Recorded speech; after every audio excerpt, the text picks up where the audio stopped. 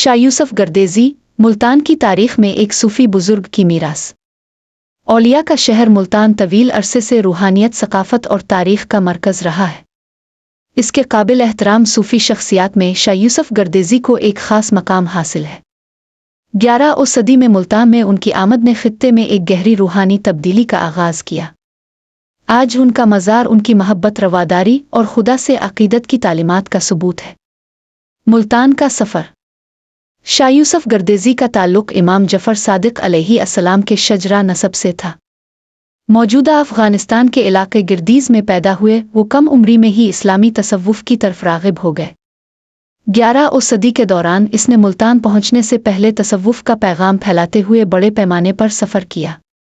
इस वक्त मुल्तान तिजारत और सकाफ़त का एक फ़रोग़ पज़ीर मरकज़ था, लेकिन मुख्तलिफ़ मजहबी और सियासी तनाज़ात से भी मुतासिर था।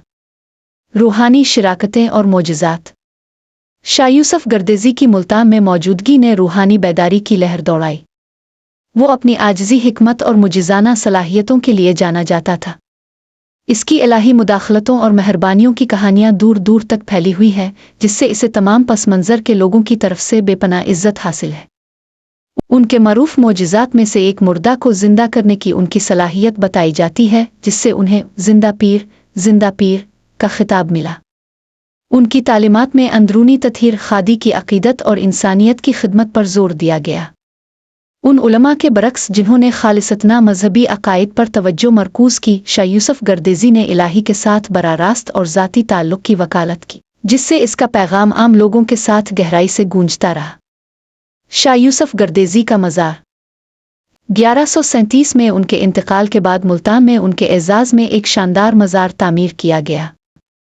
ये मकबरा नीले रंग के टाइल वर्क और पेचीदा हिंसी डिज़ाइनों से मुज़य्यन है। इस वक्त के फ़िन तामीर की शानदार अक्कासी करता है। ये तारीख़ी बोहड़ गेट के करीब खड़ा है, जो हर साल हज़ारों अक़ीदतमंदों और ज़ायरीन को अपनी तरफ मुतवज्जे करता है। शाह यूसुफ गर्देजी का सालाना उर्स नहायत अक़ीदत व एहतराम से मनाया जाता है। पाकिस्तान भर से और उससे बाहर के लोग इबादत और रूहानी तस्कीन के लिए अपनी तज़ियत के लिए जमा होते हैं। उर्स के दौरान माहौल सूफ़ी शायरी, कव्वालियों और दुआओं से भरा हुआ है। सूफ़ी रवायत को जिंदा रखा हुआ है। शाह यूसुफ गर्देजी का देरपा असर। उनके इंतकाल के सदियों बाद भी मुल्तान में शाह यूसुफ गर्देजी का वर्सा फ़रोग़ पा रहा है। अमन, रवादारी और मोहब्बत की उनकी तालीमात आज की दुनिया में मुतल्लिक़ा हैं, जहाँ मज़हब और नस्ल की बुनियाद पर तक़सीम बरकरार है।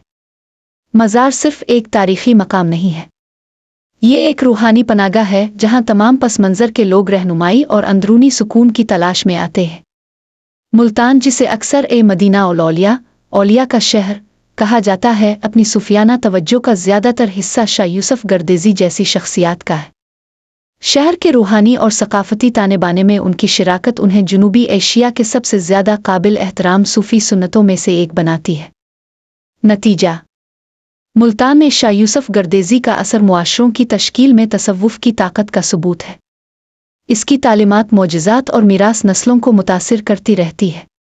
जब कोई शख्स इसके मज़ार के सामने खड़ा होता है, दुआओं की गूंज और गुलाब की पंखुड़ियों की खुशबू से घिरा होता है, तो इस रूहानी तवानाई को महसूस करना नामुमकिन है, जिसने इसकी याद को तकरीबन 1000 साल से जिंदा रखा है।